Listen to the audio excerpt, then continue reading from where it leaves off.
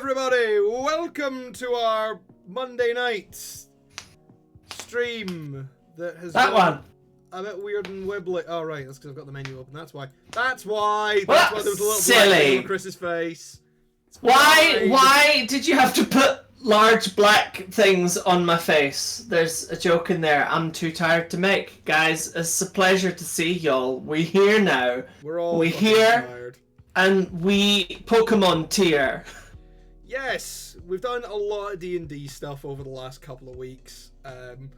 Also, sorry for missing out last week. I had a terrible case of death. So he did done a whole death. Yeah, I got better. But yeah, it was lucky you weren't turned into a newt. Yeah, it was bad. I'm pretty sure I might have turned into a newt that night. It was a bad one, and it wasn't a hangover. Surprisingly enough. It may have been contaminated witches. Stay safe out there, kiddie winkles. Exactly. Some of those witches carry E. coli. Exactly. And you know what? On the subject of witches. Yes. This is October. It is spooky season. So Spoopums. We are going to talk about the most terrifying Pokemon of all. We are the most terrifying. About legendaries. Now, Pokemon has been going on for a fuck of a long time now. Yeah. So it has accumulated quite a lot of legendaries. Too many. The trend kind of started in Generation 3, where you had more than just the main ones and then like some ancillaries. Gen 4 is where it got You say that. Just, let's be very clear. Gen 1 was like one hidden dude at the end and 3 other hidden dudes kicking around the place. Yeah. Gen 2 was like, well, now we need to put them front and center, have 3 hidden dudes, and, maybe do some daft nonsense. And then, with like, let's add like some special event people.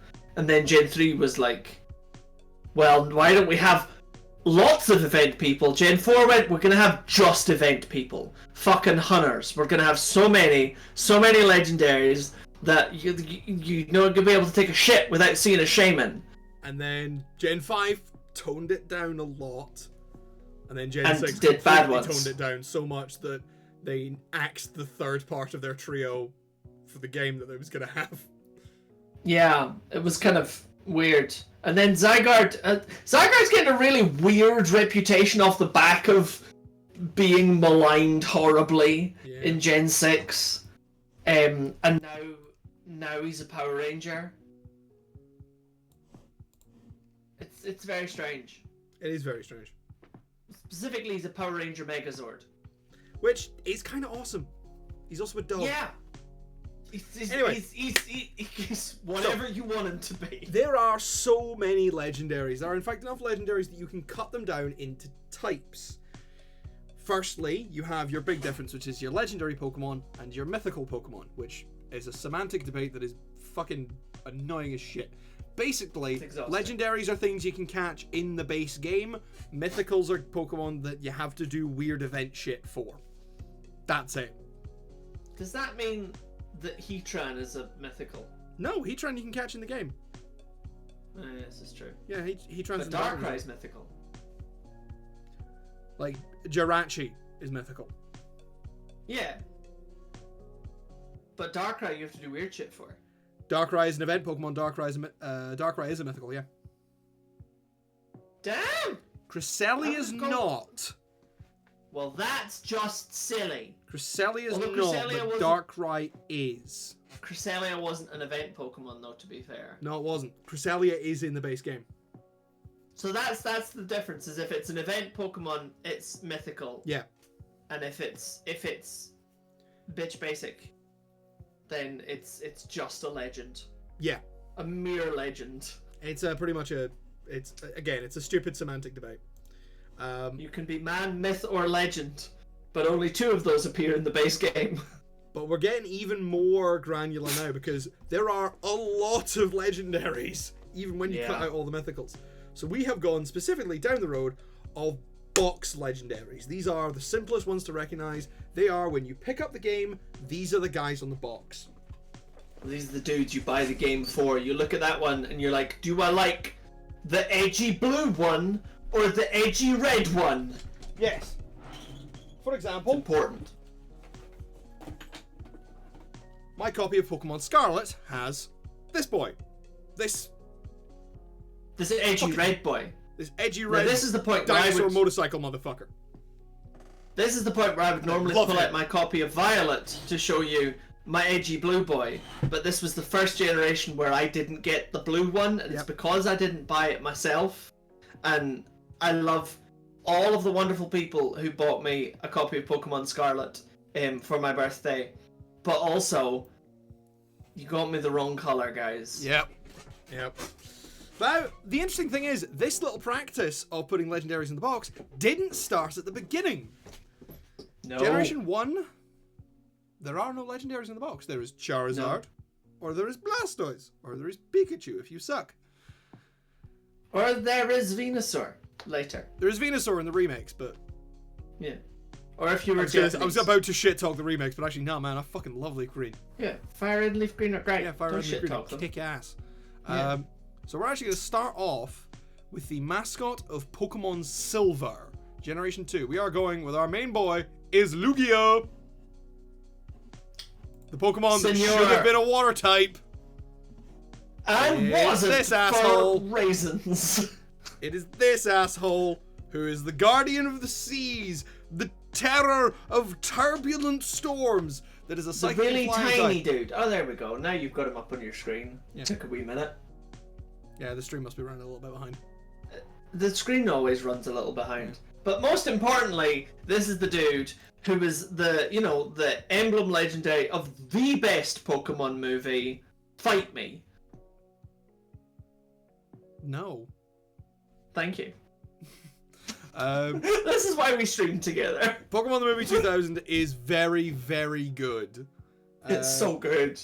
I don't know, man. Like, Mewtwo as a character in the Oh, he's first great.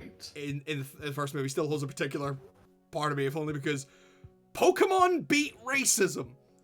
And you know what? It's like, yeah, Pokemon beat racism, and it did it like in the 90s. Yeah. It's if we as a society had stopped there, we'd have had world peace. Yeah, basically. But if we'd all listened to then- Mewtwo, and Then there would be no guns in America. this is the thing, Mewtwo had it right. Murder your creators. Fuck racism. Exactly. It's Absolutely like, what's on hard that. to understand about this message? Exactly. Anyway, Lugia, the mascot of Pokemon Silver and Soul Silver, the remake. Chris, you've got a big soft spot in your heart for Lugia. Tell me what you got. love Lugia. So, Lugia, my big cuddly boy. See them wings? Them wings is also hands, but they're also wings because this boy isn't a dragon. It's a mind bird. Just 'cause reasons that are not clear to anyone, but we love him or them. They can identify however they want. I do think Lugia at one point became a queer icon, which is hilarious because Ho-Oh is the rainbow bird. But that's another argument to be had. Oh, clearly has a stick up its ass. But Lugia is great. You find Lugia at the bottom of a dungeon called the Whirl Islands, which is 4 islands with 1 basement, which is a terrible living arrangement for anybody. Bob said it's my turn in the basement. But Lugia is great. It's a flying psychic type who gets a fabulous hidden ability called Multiscale, which is just one of those abilities that you go, oh, nice. Multiscale reduces damage taken from damage-dealing moves with by half when at least at maximum HP. So it just absolutely fucks with people. Like, you cannot one-shot Lugia.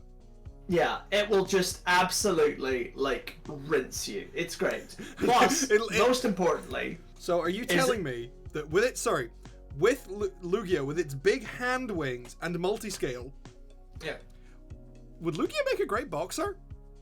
Lugia would make a majestic boxer. It would This fuck you up. This psychic water bird thing just kind of going, I didn't hear no bell. Bam. Boom. 100%. But one of the best things about Lugia, and this is just like, this is iconic because one of the things that anime, and the Pokemon anime in particular, has a real fucking problem with is you see a Pokemon in the TV show, you see it in the films, and it does a cool thing, and you're like, but it doesn't do that cool thing so cool in the games. No. Lugia does. Lugia is one of the first Pokemon where it does a massive fuck-off laser beam. And it has it in the games. Yep. Okay? Its signature move, Aeroblast, is just peak. It's great. It's a giant flying type laser beam. And in Gen 2, we had never seen anything like this. Gen 2, we were like, Drill Peck is the best flying type move to ever exist. Fly is pretty good. Lugia went, hold my fucking laser beam. It was great. So, Lugia, majestic. 10 out of 10. Peak design with its fins that can also go into its back to make it streamlined for like super speed swimming.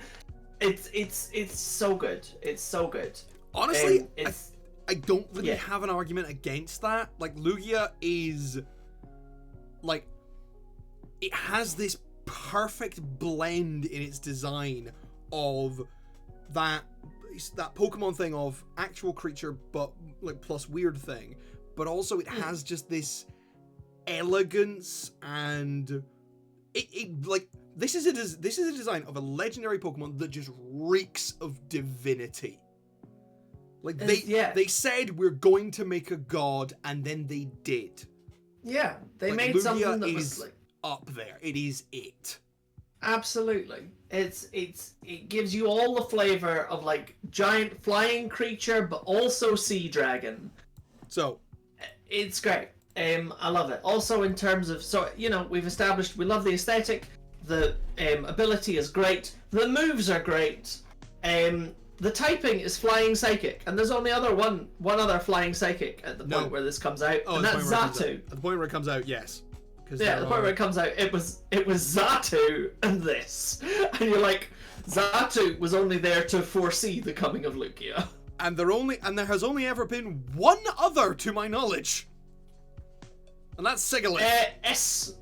No, Espathra is not part flying. Oh no, it's just pure psychic. Espathra is just pure flying.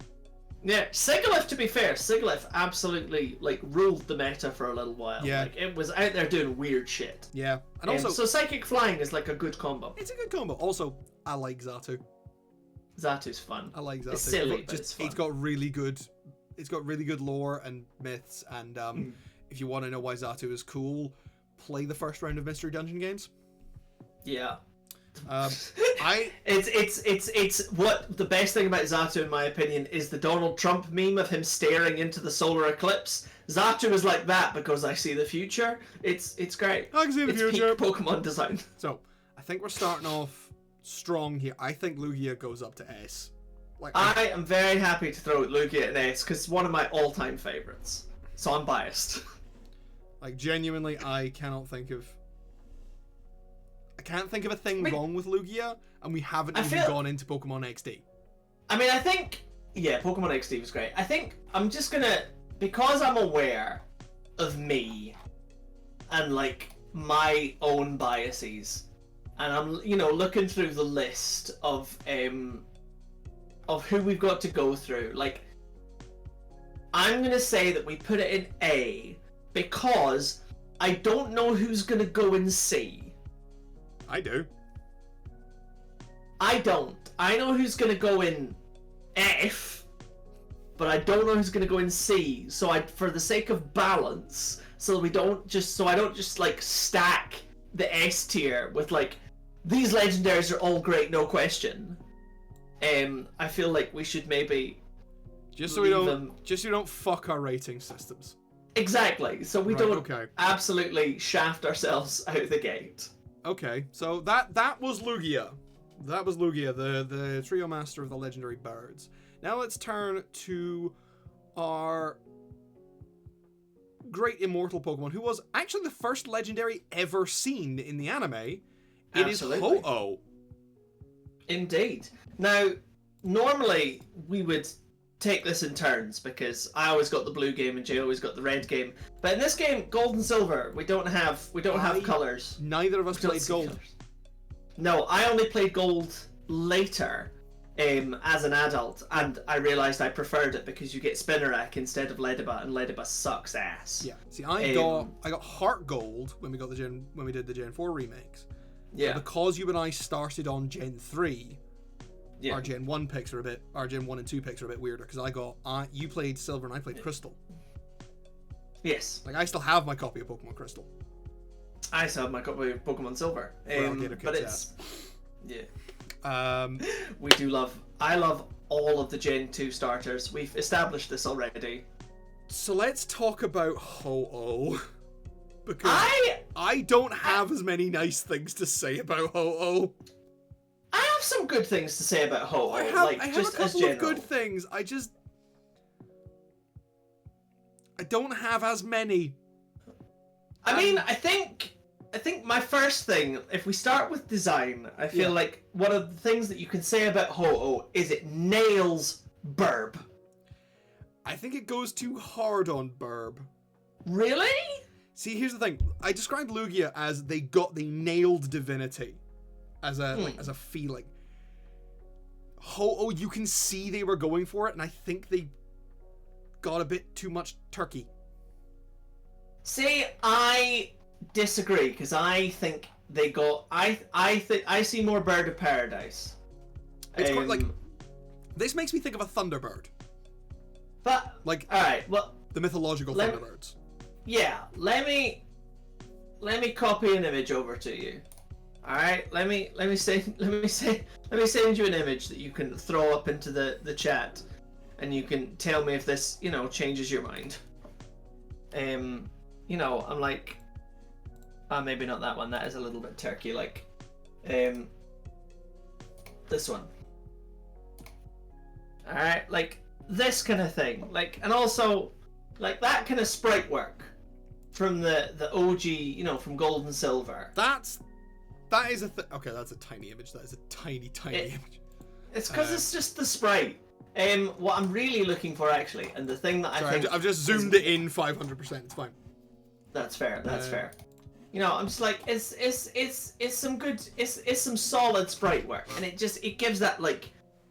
Oh, no. I think one of the things about Ho-Oh that I like in terms of it being a legendary and it being big and cool, aside from the fact that it's just colourful and it's the fact that it's big. I like the fact that it takes up a lot of space. The tile puzzles in Gen 2. Yeah. The one that's for Ho-Oh is great. Because again, it just gives that like, especially compared to all of the other tile puzzles, it just looks so imposing, which I love. That I will give you that, but I look at Ho-Oh and I see the wonderful elements of it, sort of the mixing of. I'm pretty sure there is a Shinto deity that this is heavily based on, but like that, the idea of the phoenix, like sort of the rainbow bird, and Ho-Oh has also got some good mythology around it. I think it's great mythology around it. Yeah, the whole burned tower thing, that's really cool. Yeah. Ho-Oh is not as cool as Lugia. I mean, I'll give you that. Ho-Oh is I think that's maybe the problem, is that Ho-Oh suffers in comparison. I think that's fair, and I think Ho-Oh didn't get a film. Ho-Oh got the opening of the very first episode of Pokemon. Yeah. But it did not get a film. It never did, actually. That's true. No. And also, in fairness, it suffers in other ways. Like, again, I like the design. I think they get big, warm, cuddly Burb. I feel like they nail that down. But also, it's like Lugia gets multi-scale, which is like de facto great ability, especially if you've got ways of restoring your health. Ho-Oh's hidden ability is still good, but it's Regenerator, which is gets HP when it switches out. Yeah, it's a much more common ability. Like Also- multi-scale, like 2 Pokemon have multi-scale. Yeah, the other one's And one of Dragonite. them's Lugia. Yeah. Whereas Regenerator, hundreds of folk have Yeah, Regenerator. That's Audino, Comfey, so many others. Yeah. But- So there's this. So there's a bit of. And also, it loses a little bit in that. Ho-Oh has an objectively worse typing. Like, fire and flying is not actually a good typing.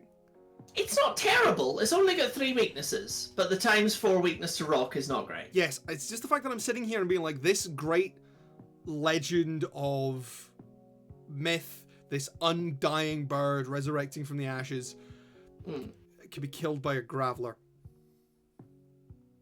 I mean, it would need to be a pretty hardy Graveler, but yes, I take your point. Yeah. Um. The fact that the quick enough Heracross could kill this. Yeah, a ×4 weakness is always going to be, Yeah, it's always you gonna know, suck. it's always going to It only suck. really works when it's your only weakness with something like Swampert or Seismitoad. Yeah, and in fairness, also where Lugia is like all bitch and defenses, Ho-Oh is Ho-Oh has 154 base special defense, right? Fuck. This bird can fuck, but it's got 90 fuck. base defense. It's got what defense? So 90. Eh. So it's significantly less impressive. Also, something I didn't know until I looked at the stats just now. Ho has a higher attack than special attack, which is a bit weird given it has. Oh, I was going to say 2 physical moves. But actually, other thing I didn't know until just now, Sacred Fire is a physical move. Is it? Sacred Fire is a physical move. So Oh. Sacred Fire is Ho-Oh's unique move. Not anymore, it's You not. know, it's... Yes, it is. There's other Pokemon that can learn Sacred Fire. Entei. Another physical attack. I swear there was another one. No, I'm thinking No, you're something thinking else. of... Yeah, you're thinking of Mystic Fire, which is a Delphi. special move. Yeah. Sacred Fire inflicts damage, 50% chance of burning. Yeah, it's grand. But yeah, it was originally it was supposed to be. But yeah, originally it was unique to Ho-Oh, and then Entei got it in Gen 6 just for. shits I and suppose giggles. for lore reasons.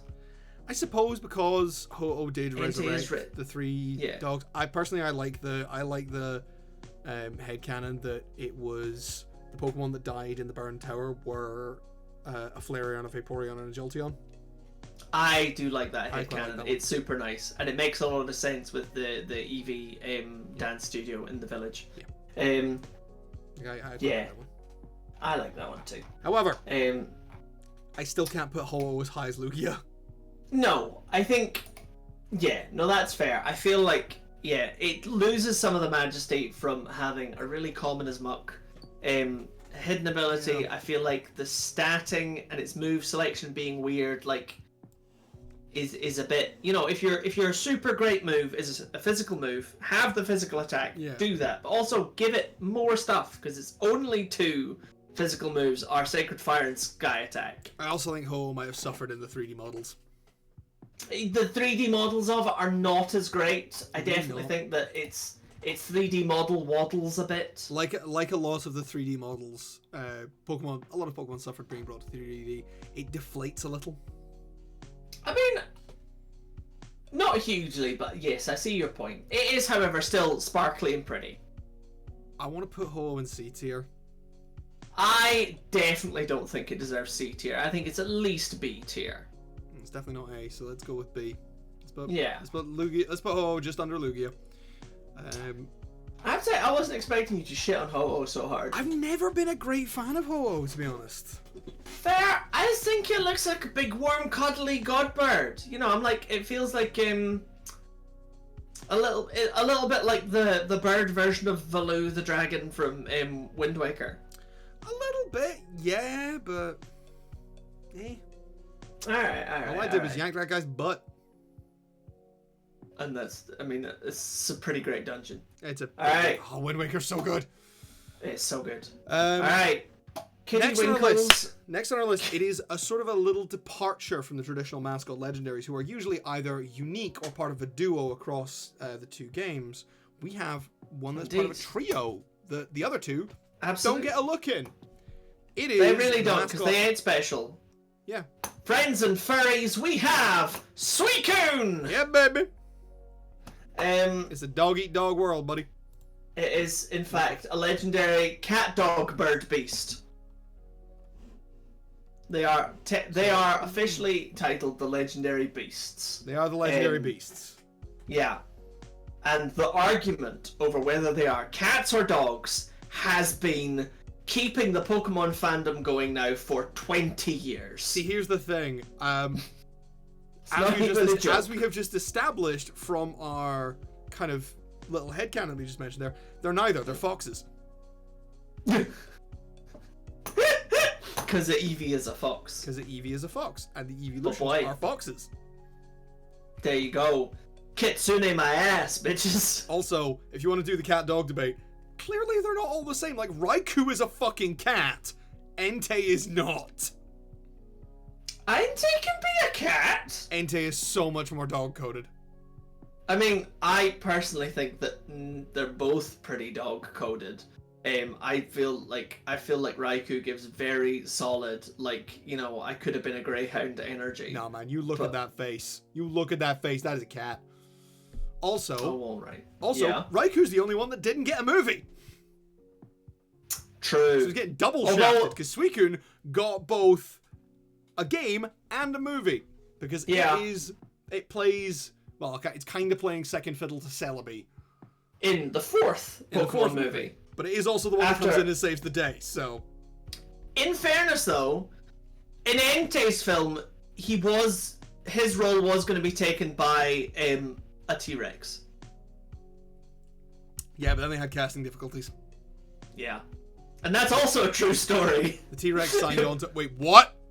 They were gonna use a real world T-Rex as the thing, and then they were like, actually no, we should use a Pokemon. A real world T-Rex is silly. Yeah. Right. You imagine T-Rex versus Charizard. Just to sideline this. And then the T-Rex wins. That would be the funniest shit ever. And turns out Pokemon and Jurassic Park happen in the same universe. And Pokemon is so much scarier. Just to bring it back. Yes. Genuinely, for anyone watching, go watch Pokemon the third movie. It's really, pretty great. Really good. And despite the fact it is a Pokemon movie, yes, the entire thing is a psychological drama about a girl getting over the death of her father. It's so good. It's also so good. It's real dark. I think the thing with Pokemon, with the third Pokemon movie, is that it was the very first one that didn't make it into cinemas. Oh.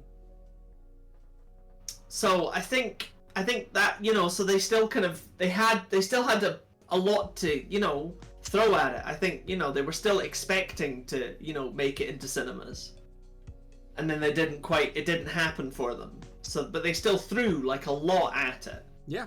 And then Pokemon 4 Forever, I believe it was called. Yeah. That one has strong straight to video energy. It does. It does. It does. It's also not as good as the third one. No. And then it got worse in the fifth one. But let's not talk about it. I don't remember what the fifth one was. Was that Heroes? Heroes.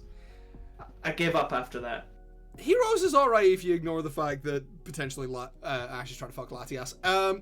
So let's talk about Suicune. Our elegant... My 10-year-old likes to fuck dragons! Our elegant, soggy boy. Absolutely. Soggy fox. Suicune. I also like Suicune. But I have a couple of issues with its design. Oh? One, I don't like its head crest. Really? Yeah. It's weird. It's like, I like the mane and I like the ribbons, although they do feel like, it feels that they were like, okay, what we're gonna do? We need to put motion, we need to put flow into this just constantly. Yeah. and I like that. Yeah. But I just, the crest on Suicune's head, every time I see it straight on, I'm just kind of like... I mean, of the three, it's the biggest crest, and it was definitely meant to be seen from the side. Oh, it's absolutely meant to be seen from the side. But also, I kind of love, like, you go back to, like, Pokemon Colosseum, Pokemon XD Gale of Darkness, and it does, like, the full head forward, and you just see that big loop, and then an ice beam comes out of it, and I'm like, okay, that slaps. Yeah. Also, play Pokemon Colosseum. Like, if you're gonna play any Pokemon game, and you don't really want to play some of the old school ones, play Colosseum and XD. They're really good. Absolutely. They are the game where if you fuck with the Pokemon, they fuck with you back. Oh yeah. And it's great. It's you open Colosseum by blowing up a fucking building. Yeah, no, like, the Colosseum opens with your character committing an act of terrorism and then escaping on a bike with an Umbreon and an Espeon who just looked like they couldn't give less of a fuck. This is the thing. It's like, you know that, you know, the 90s and the 2000s suffered from Edge, but like Pokemon Colosseum was where they nailed it. That was where that was the perfect balance. Perfect balance between Pokemon Kitsch and Pokemon Edge. Because here's the thing. Because the thing with Edge, the thing that usually makes something edgy, is that it feels like it's trying too hard. Yeah. I think by giving because the protagonist of Pokemon Colosseum has a fairly simple design, but also making them a silent protagonist, who doesn't have any personality, but has a cool design. Exactly. Doesn't even have any animations to suggest anything. Yeah. It works brilliantly. I think it's a good balance of things. Yeah. However, if they'd given him a sword, that would have tipped him over the edge. I think it's like just... The ultimate lesson that anime needs to learn is if you don't give them a sword, you can get away with so much more. And don't give them a gun. Strife. And don't give them a gun, America. Yeah, that is also a mistake. You know what happens? Like we know of Edgy the Hedgy. Edgy the Hedgy. Yes. Anyway, Suicune, our flowy river boy. I like Suicune. So Suicune has solid design elements because, you know, we went. It's the West Wind. It's water. It purifies water. Yeah, it was wind and water. That was the whole deal. It run fast. Yeah. And it pisses off this one dude in the game who has no other hobbies. Yeah, a dude who has no hobbies and a fantastic suit. Exactly, it's great. It just inspires style. Again, I think there's an issue with Suicune. Okay. I think it does. I think, despite the fact that it's the only one of the three beasts to get to be a mascot. Yeah. I think its design works best when sitting next to Entei and Raikou. I mean, yeah, I will give that. I don't think the three of them complement each other really well. Yeah, like I think there's a good reason why no game after Crystal had like, you know, a kind of like a second tier legendary as their mascot, for lack of a better phrase. Yeah. Like, you know, it's like we didn't release Pokemon Yellow with Zapdos in the front thinking, oh, that'll be great. Yeah. You know, it's because it was in Gen 3 where we started getting to sort of mascot trios. We got our first mascot trio. And also, now that I realise that, our first dragon type mascot. True. It's true. Fully didn't realise that. Yeah. What if yeah. Wait. Yeah. No. Was Rayquaza's not dragon type, is he? Is he dragon type base, or is he just dragon type when he's a mega?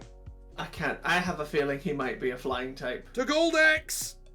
Or he might be dragon flying. I think he might be dragon flying. This just shows you how long, because he's definitely dragon flying, because there were no pure flying types until Gen 5. Correct. There we go. Things we remember. Yeah. See, this is how you know that Emerald was not my game. Sapphire was my game. It's like you had a copy of Emerald. I did have a copy of Emerald, but I gave it away. So I had a copy of Emerald, And one of the other kids in my class, I was in primary school,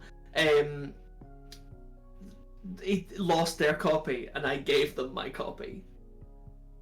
And then I never finished Emerald. Jay finished Emerald before I did. Yeah, but that was years later. Yeah. On a ROM then, hack. On a ROM. Yeah, and then after that was when I, went back and played Emerald. Because Emerald is the game that like 90% of the ROM hacks you can find are based on. Yeah, it's Emerald and Fire Red. Yeah. And I'm anyway, we're talking about Suicune. We got distracted anyway, again. I think Suicune works best in design-wise in terms as part of a trio. What are we looking at in terms of its mechanics? Because in terms of mechanics, because it is not a capital L legendary, it does not have that whopping 700-point stat total. Really? It has 580 stat total. Really? So that is lower stat total than a pseudo. It does, because it's not meant to, it wasn't originally meant to be this big thing. So now as a pure water type, it's great. Water is, bar none actually, I think. Water is one of the best just standalone typings. I'd put because it's only got 2 weaknesses, and it's got 4 resistances. So it's great, and it's got a great combo set of moves that are the mirror of Raiku's and Entei's. Yeah. But yeah, it's not a big legendary. We've talked about the design. It had water absorb as its hidden ability, Gen 5 and 6. Fair. And then after that, they gave it inner focus because we hate fun. Yeah, they got weird with some of the old legendaries after a certain point. They got weird with them. But I will say that, if we're going to talk about cool lore, Suicune has some really cool lore. Yeah, Suicune, and some of that comes from its original design aesthetic.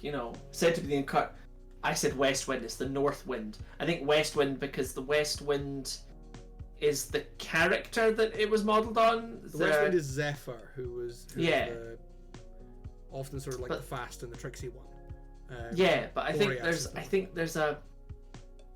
there's another mythology that has a West Wind that's carried by an animal, a beast kind of creature. Probably. Zephyr's the one Zephyr's the Greek one that springs to mind. Yeah, but Suicune, said to be the incarnation of the North Wind, it can instantly purify filthy, murky water. As it races across the land, it's said that north winds will somehow blow whenever it appears. So, its whole deal is sprinting across the land, cleaning up pollution. This is the face of an environmentalist. Yes. See that big loop? That big loop, that is how you know that they came here to clean the planet. Greenpeace would have had this as their symbol if Nintendo weren't so litigious. Exactly. If Greta Thunberg had ever been a Pokemon trainer, she would have had Suicune. Greta Thunberg would have ridden into the fucking G20 summit riding Suicune. Absolutely. It would have been majestic. B tier. Yeah, so it's got that kind of very clear mission statement. It's got a design aesthetic that follows that. Mechanically, it's never going to be a big hitter because it wasn't built that way. It was elevated afterwards. And I think it does suffer again as when on its own rather than as part of its trio. Yeah. I do want to say B tier though because of that just that extra step up with its cool lore. That's where I'm sitting. I'm not gonna lie. Yeah. That is where I'm sitting. Suicune goes in B tier. Yeah. Gen 2's having a great time. Gen 2 Gen 2's my favorite gen. Gen 2 is the best. I love Gen 2. It is time now for the stupidest ideological battle in the history of video games. Don't you mean greatest? It's the absolute archetype of everything wrong with the world. But it's the 30% versus the 70%. But Chris, this is the solution. Because Gen 3 had too much water. And who's here to clear it up? It's motherfucking Groudon! I'm not saying that Groudon is Nor the fact that I clicked on Kyogre first. Dickhead. I was going to say, I'm not saying that Groudon is an angry Republican podcaster, but... No. You do not get to come from my sweet fucking sunny boy like that. That boy gets super, super angry that he's a minority. He gets super, super angry about it. I don't want to say he's salty, but he's salty. Oh. So Groudon. I like Groudon. Groudon's cool as fuck. Groudon is cool as fuck. It is smaller than it should be. That always makes me laugh, That man. Groudon is really actually quite small. It's, well, you know, small in terms of, like, giant things. Yeah. But also, it's 11 foot 6 It's only inches. 11 foot tall. However, Yeah. in its primal form, where it's big and lavy, It's 16 foot tall, which is still not impressive enough to be terrifying in D&D. And that's a problem. Yeah, but I don't know, man. If a 16-foot tall lava monster with an ass like that came swinging at you, I think you'd be pretty scared. But it's supposed to be the thing that made the continents. Yeah. Like, it... Like, look at that. Yeah. Look at him. It's anger, and it's screaming at people for you know, wearing rainbow headscarves. Is what created the land masses. Sorry, Hey. I'll leave off. Stop saying my favorite Pokemon is Republican just because it's red. Just because it's red and said some racist things in the 70s.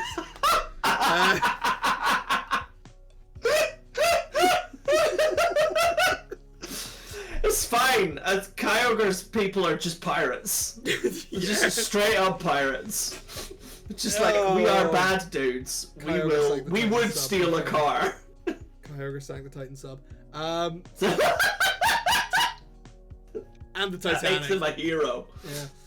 Yeah. Groudon, I like Groudon, however I do have some issues with it mechanically, as much as I love Groudon for nostalgia reasons. I mean, I think I have fewer issues with it mechanically, but talk to me.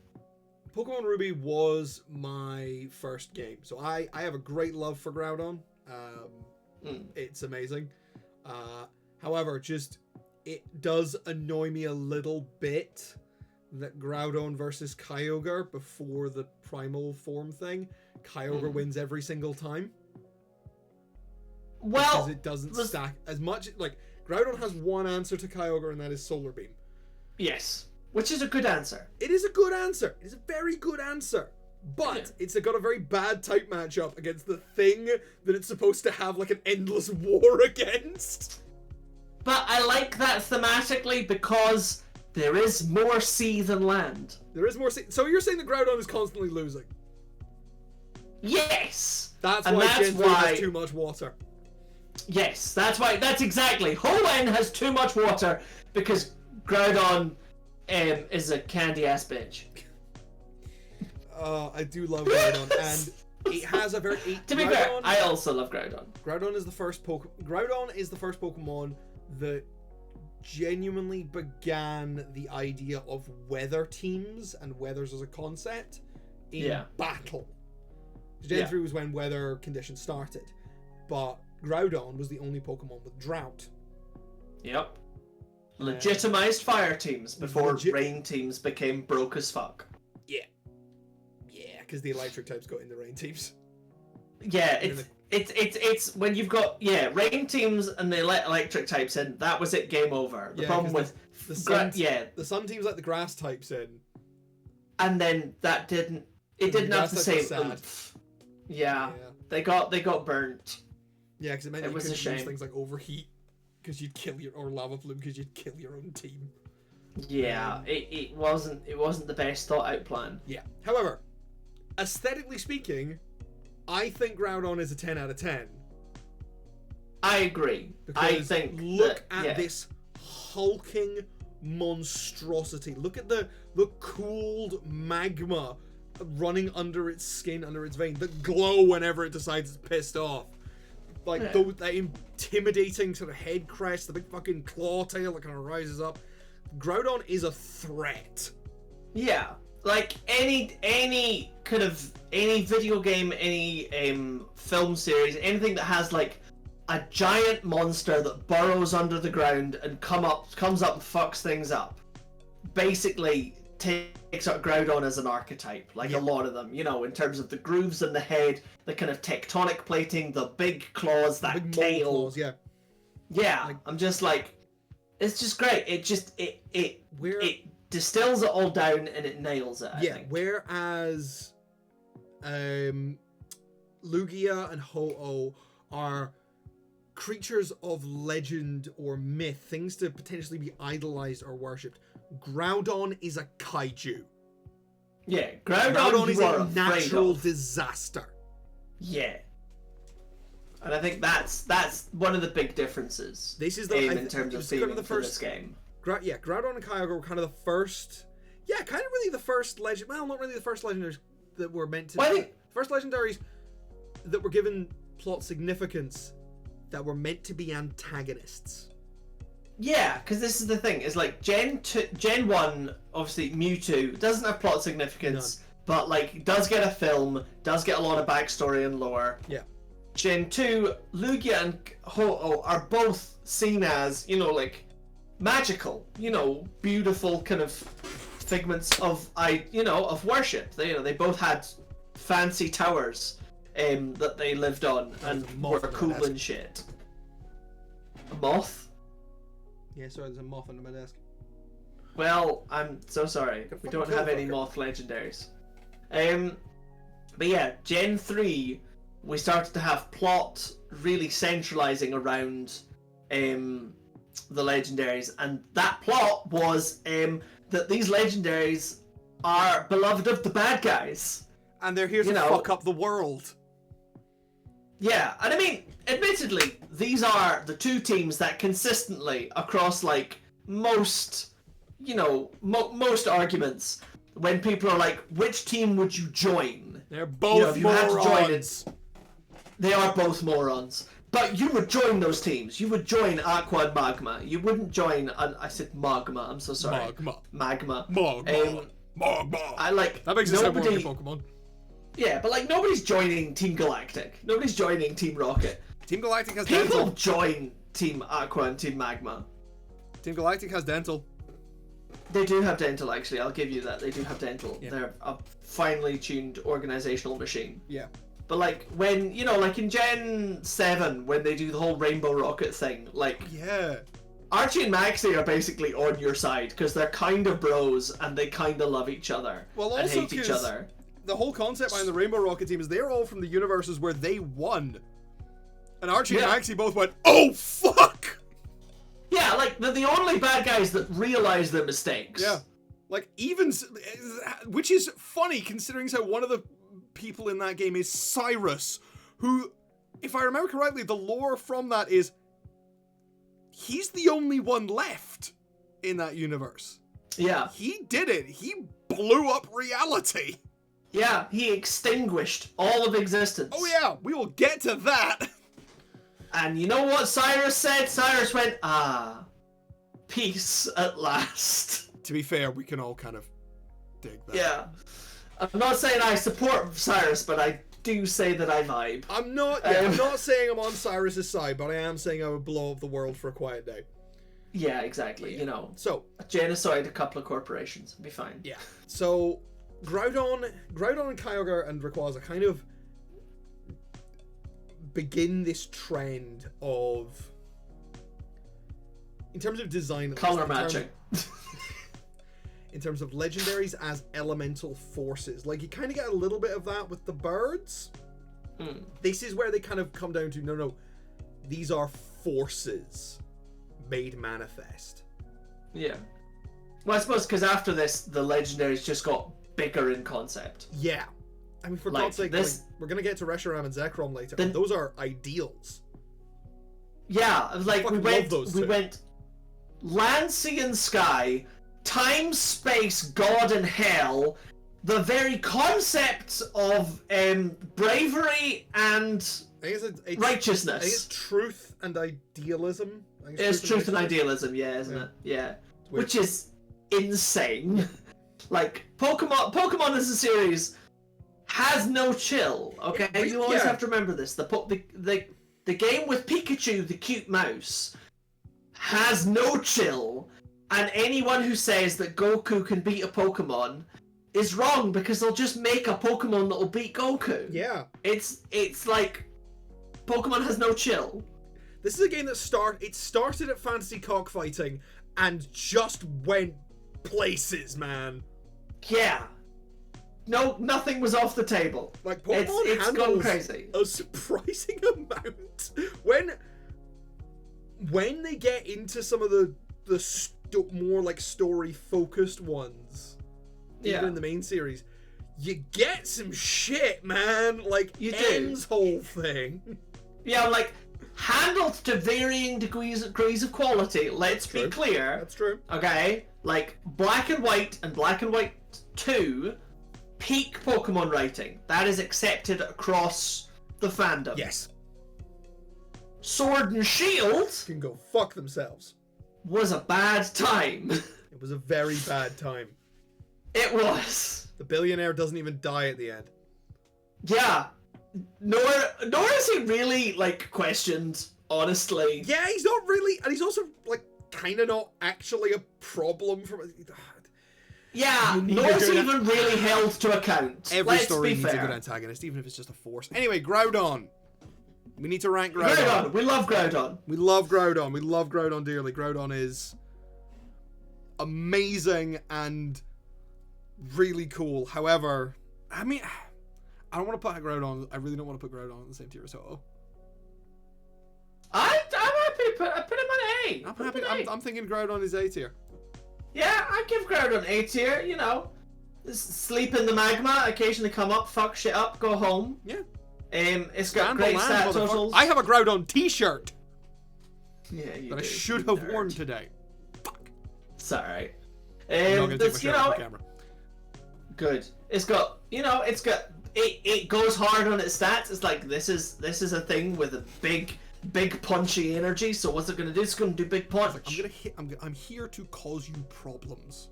Yeah, it's a pure ground type, which is fine. You get immunity to electric. You've 3 weaknesses. You got, solid moves. Improved in later generations. Eruption, Solar Beam. It gets its own special move, Precipice Blades. For sure. If you're feeling like gambling. I was gonna say, if you're feeling lucky, punk. Now, Earthquake. We are Hammer 4 in, and we are an hour in, and we've done 4. Yep. So let's look at Groudon's counterpart, the Great Whale of the Deep, Kyogre. Kyogre, S tier, love it. Anyway, sorry. Kyogre. This is where I'm gonna get really based in my takes. I'm not gonna lie. Okay. I don't really know what based means, but I'm gonna get real based in my takes. I adore Kyogre's design. I think Kyogre is just beautiful. I think it gets. This thing swims, it swims fast, and it's big, and it's primordial, and it's gonna summon a giant tsunami that'll wipe out everyone you've ever loved. Honestly, and I think it gets all of that brilliantly. Honestly, yeah. I don't have. That's a really bad picture of Primal Kyogre, actually. Well, the one in the. Yeah, that's actually a really bad picture of it. Yeah, it's not stunning. Kyogre is a fantastic design because again it does capture that sort of great beast thing, and these sort of wing fin things just they expand and they blot out the fucking sun, man. This is a creature from the deeps. It will fucking end your existence. And as much as I love Groudon, I think honestly just color theory bit for a wee second, right? The fact that they chose red for the highlight color, I think fucks. I think that really absolutely fucks. It really does.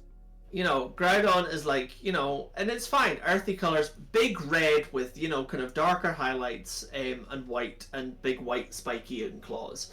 And Kyogre's like, I don't need that. I'm a silent killer. I'm just gonna go down sleek as fuck and then just red highlights. Just to fuck with you. It's great. However, I do have to show you a picture of Kyogre with its mouth open. It does get very silly when it opens its mouth. It has a very goofy little mouth and it's adorable. It's quite funny. I will grant that. Yeah. Like when in Gen 3 when we first saw Kyogre, it didn't open its mouth. It just looked cool. And then, suddenly we had 3D games and we had things moving. Look at it. And it did a big smile. And it's a bit of a goof. It's a bit of a goof. The boy's a bit of a goof. However, I will say again, look at that. Kyogre is one of those Pokemon that really didn't suffer from its 3D mode. Like, Kyogre looks fucking good in 3D. And Kyogre and Groudon both look really good in 3D. The debut in Dragon Craze. The 3D debut was Colosseum, and they both looked really good. Oh my god, yes. Oh my god, well, they're not actually in Colosseum, but you can. No, but you can. You can bring them out from Dragon Craze. The whale is a big. The whale is a big goofy boy, but we kind of love him. Would do. Like. Kyogre is. But. Rock solid. Now, yes. Look at that whale. Yeah, and I mean, if we jump aside from design for a second and my, eternal fandom of how wonderful. In terms of mechanics, Kyogre's advantage over Groudon is that it's the same type as the thing it wants to do. Yeah. Groudon is a ground type that makes good fire and has a grass move. That's the Kyogre is a water that does good water and then, can back up all its good water with some other shit. But the main thing is it does hella good water. This is the thing, is Groudon, at the time when Groudon first appeared, the best ground type move was Earthquake. Yeah. And that's fine. Earthquake continues to be a very solid, serviceable move. Let's be real here. Earthquake still is the best ground move. I mean, yeah. It just is. It does the job. It does. It's 100. It does everything. 100 hits everybody. Fuck you. Yeah, exactly. Kyogre, had, but of course, Kyogre had Surf. Kyogre had Surf and it had Hydro Pump. Yeah, and Ice Beam. Yeah. And whatever else you wanted it to have. It was great. Rain. And Rain, which made it all better. Yeah. Plus. In the Gen 3 first came out, Groudon's fire moves, the things that actually were improved by its ability, were all special moves, which is not Groudon's forte. Flamethrower Eruption. Yeah, whereas Kyogre went special and went hard. Yep. So, from the word go, Kyogre put out more damage. So, I believe Kyogre should be cancelled. Because Kyogre thrived before the separation of church and state. How dare you! How dare you martyr my big whaley boy! Your whale went to the Vatican, we all know! He should be made a saint! Pope Whale! Pope Whale. Bring me Whale Pope or bring me death! However... The one point I will say against Kyogre's design is that it is somehow not the best whale in its own generation, because fuck you, Wailord is amazing. But that's because Wailord did, whale. Yeah. There's a difference between, it's a cool whale and whale. Yeah. You're like, damn. Wailord is the best whale. Wailord is just because it's so big. It's so big. He's chunky. Anyway, Kyogre goes in S tier. I'm not gonna disagree with you, to be honest. Thanks. I appreciate that. Kyogre has phenomenal lore. It has an incredible design. It has brilliant mechanics. I don't really have anything bad to say about it. well, that means that we now get to move on to the third. Yes, the one who Emerald Boy. this is the mother who comes down when the kids are fighting with a rolling pin to beat all their asses. It is the big bad boy of the meta. It is Rayquaza. Absolutely, the put upon parent, the tough love parent of the Pokemon world. Boy, better sit your ass Who down. didn't get their own team. They didn't. Like, no, that's the real tragedy. Is, you know, we got Team Aqua, Team Magma. We didn't have a Team Sky, a Team Flying Dragon Pirates. To be We fair, didn't get it. to be fair, in Pokemon Emerald, that's just you. Because you are, to Team Aqua and Team Magma, who are representing Kyogre and Groudon, you are doing what Rayquaza does. Which This is is coming true. down, knocking their fucking heads together, and being like, sit down! That's exactly what you are doing. You are thematically Rayquaza. You are in fact, which Well, is no great from a game design and narrative point of view. Genuinely, fucking love it. I hate Rayquaza's dungeon, but It's God, this Rayquaza's, Caterpillar's such a dick. Rayquaza's dungeon is where we learned about breaking floor puzzles with a bicycle. Not actually.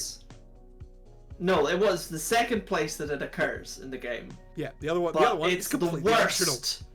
It's that's why the other one's okay, because this one's the worst. But it does give you, the other one does give you fossils, and the Gen 3 fossils are really cool. Yeah, they are pretty cool. Can't argue with that. So Rayquaza is a creature of the sky. It is the calm weather. It is the empty thing, and it canonically eats meteorites. Yes.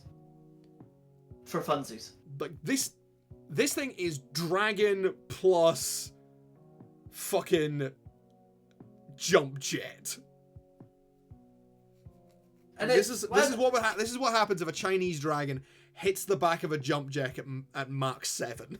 Yeah, but again, it's like specifically, it's that, you know, but it's like, you know, it's the Chinese design, the Chinese inspired dragon from Dragon Ball Z. It's Shenlong, yeah, it's Shenron.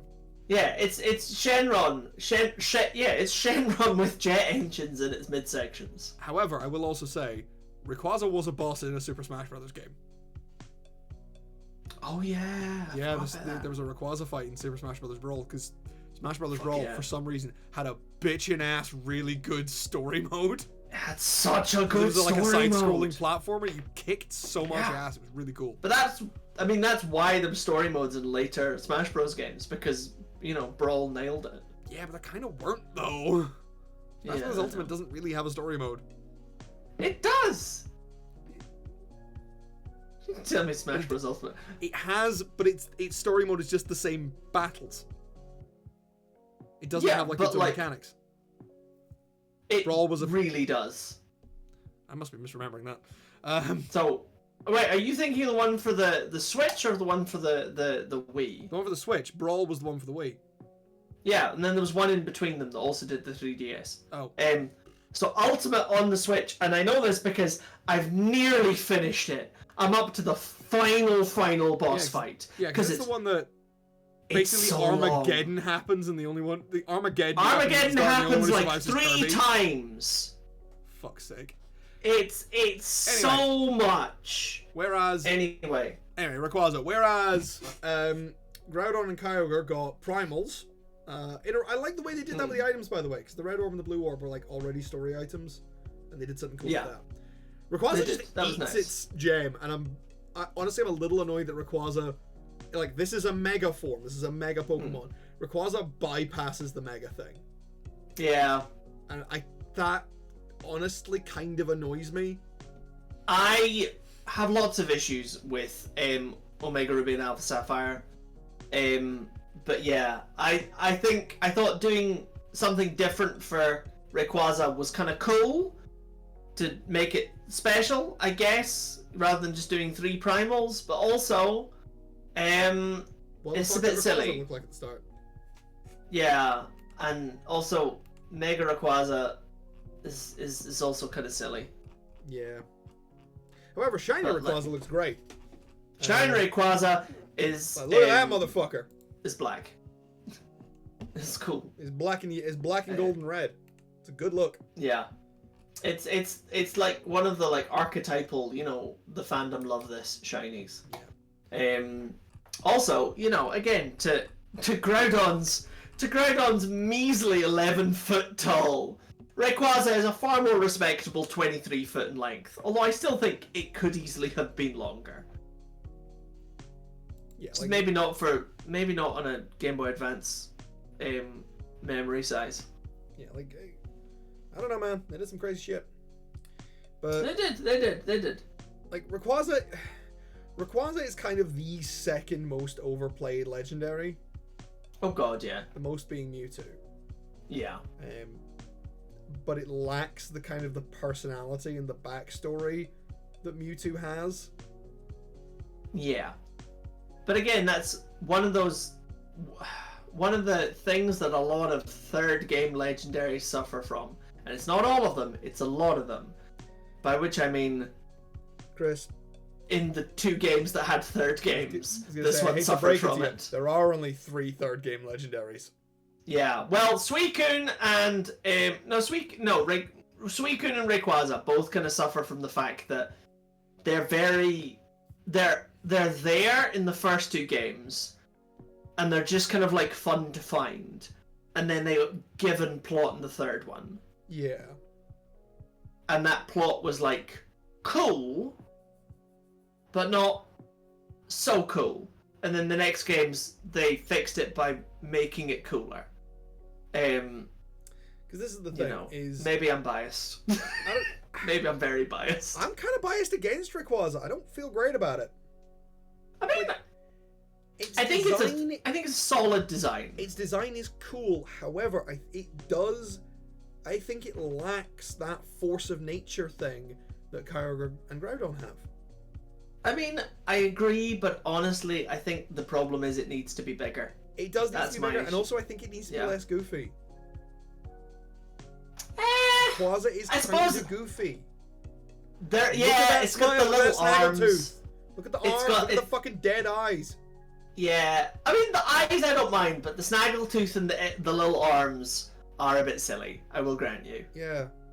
Like, and if it had more, long body, real kind of, like, could wrap around a tower, snap it off with its blit, and throw it at people, like, that would be better energy. Yeah, but we don't have that. I don't think Rayquaza does great for that. But, mechanically speaking, it's pretty bitchin'. Mechanically speaking, Rayquaza is unbelievably dangerous. It's whatever it wants to be, because it's a dragon flying type, which is admittedly the worst of the 3 typings, because obviously, Kyogre and Groudon both single types, that wins. Yeah. Kyogre also beats Rayquaza every time because of that 4 times weakness to ice. Yeah. So the typing is bad, but the stats are great. Alright? You want something that's gonna kill somebody real fast? Rayquaza's your boy. Alright? Hunt, and it's whatever kind of you want it to be. It's 150 base attack, 150 base special attack. It's just there for a big angry time. Which means I don't think I kind of want to put Rayquaza in C, but I don't think we can. I mean, we could argue that Kyogre is best, Groudon is the middle, and Rayquaza goes below Groudon. I mean, Rayquaza is definitely not A tier. It's definitely not A tier, but I don't think I can reasonably say that it's C. So I think we're going in B tier. I mean, if you feel bad about your life, put it in B tier. Put it with Suicune. Yeah, put it with. I think it goes with Suicune. Yeah, it goes with Suicune. Like, that's fair. Yeah. So now we move forward a generation. We look at where Pokemon started asking fundamental questions about the universe. Like, what if we destroyed all of it? Yeah, what if it was just... What if the primordial beings of the universe just said, fuck them kids, and opened up into time, and we looked at our boy Dialga? I mean, I'm not saying that we I'm not saying that we went too big too soon with the Pokemon games, but like Gen 4 invented God for the Pokemon games. Also, God is not on this list because No, God is not on doesn't this have list. his own. God does have his own game, but he's not on the box. No. It's great. But let's talk about Dialga. No, Because I love I'm gonna Dialga. hold up my copy of Legends Arceus and make a joke and say, "Where is your God now?" My God is in the mountain. Exactly. God was on the mountain and said, I don't know, there's a God was a on the thing in mountain there. and said, "Hey, can you get me DoorDash?" And Dialga said, in no time at all, because Now. is the time boy. Now, Dialga. We're not gonna. I'm gonna very quickly show the other form of Dialga, the origin form. Don't. No, I hate it. I hate don't it so like it. much. This It's I do not garbage. like. However, No. Dialga might be my favorite out of the creation trio. I agree. Because as much I play Pearl. Well, no, I don't agree, because my favourite is Giratina. Your favorite is Giratina. I think Dialga Yeah. might be mine.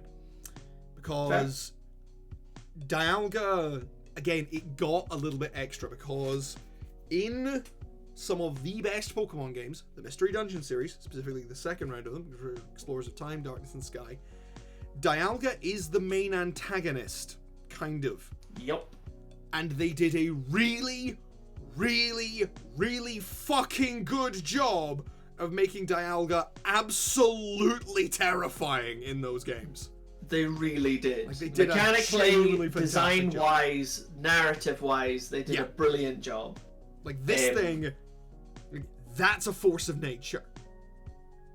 Yeah. Like, that thing is, like, oh my god. And just the sound. The sound it The makes. sound was big. Again, it's like, Scary. you know, and you talk about games on the DS, you Yeah. know, it's like, it wasn't known for its, I mean, it had some great rhythm action games and some real good music on it, but like, Wasn't known for the its sound DS, hardware.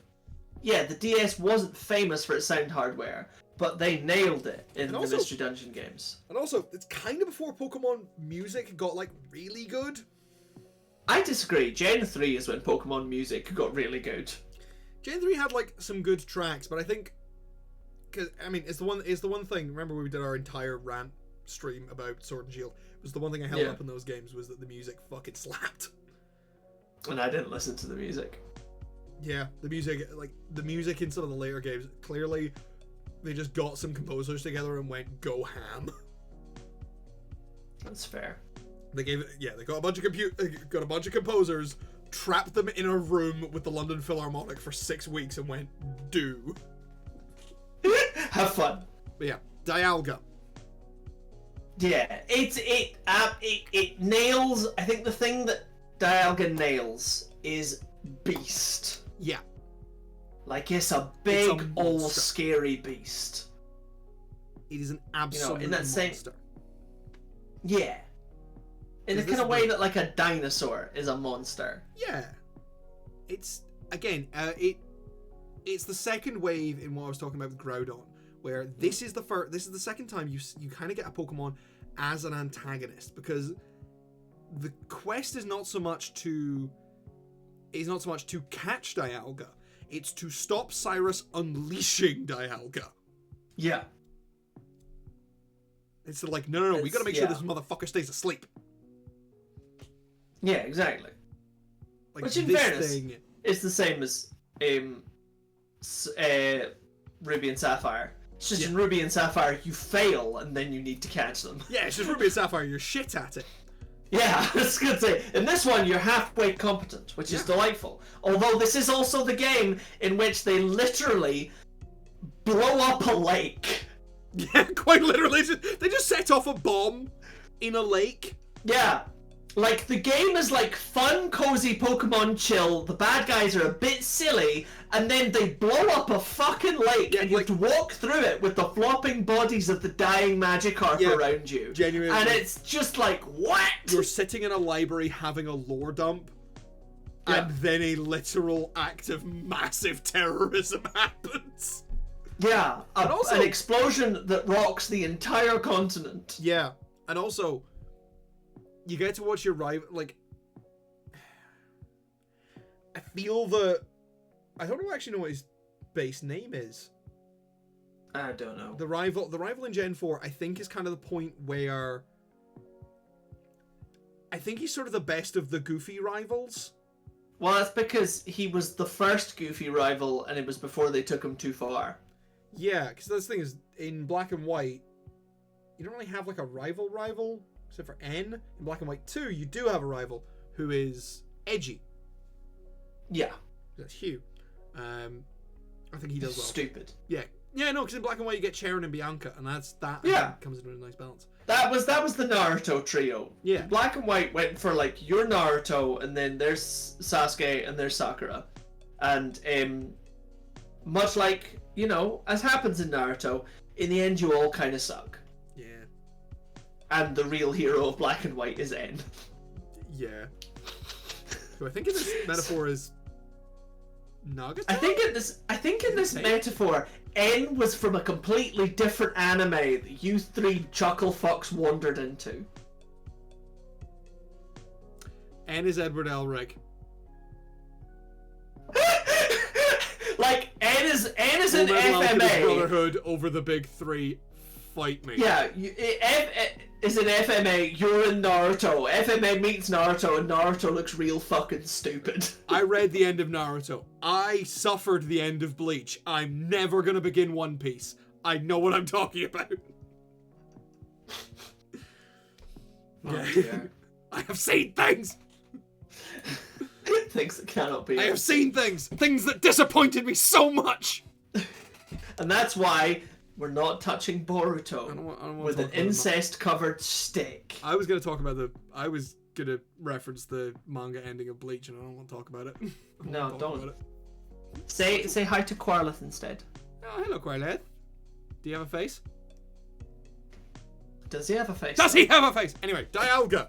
God, we're getting sidetracked even more than usual today. We're just really awake today. It's fine. We're super functional. I did have an energy drink at like 7 o'clock this morning. Oh Jesus. I needed to be awake to get on a train, man. That's fair. I woke up in the wrong city today. So yeah, Dialga. On purpose? Dialga is big, it is scary, it is threatening. I like that they decided not to lean into like time as part of the design, because that gets cheesy really fast. Yes. Big clock hands would have ruined the fuck out of this guy. Yeah. However, I do want to see Dialga in a bow tie. Is that weird? No, because he would look suave as fuck. But would he wear it up here or down here? He would wear it down here. Yeah, I think he would wear it down there. Yeah, just above the absolutely. chest plate. Exactly, and it would look just so smooth. How are we on mechanics for Dialga? Because it's got a really, really solid typing of Steel Dragon. Yeah, this is the thing, is that like the typing on Dialga is bitchin'. And yeah, that was, to be fair, that was one of the things Gen 4 nailed, was the typing on his legendaries. Like, yeah. Because all three of the creation trio are dragons. Yes. And they get solid partner types. So, yeah. Dragon Steel obviously mitigates both of Dragon's weaknesses and at least one of Steel's. You're still weak to fighting and ground. Yeah, because you lose your weakness to fire. But you've mitigated, lose your weakness to fire, dragon, and ice. Yeah. So Steel it's a good just time. an all-round great defensive typing. Absolutely, and it was the generation where Steel got good. Yeah, it's where Steel and Bug got good. Yes, Gen 4 was great for that. Yeah, the separation of church and state, a whole introduction of. Oh no, man, it's okay. You're going quiet. We are happy to just yap at you. It's okay. Yeah, we're just gonna. You can't stop us talking. We will fill. Fill the void of your silence. It's a-okay, man. Exactly. We're big fans of lockers.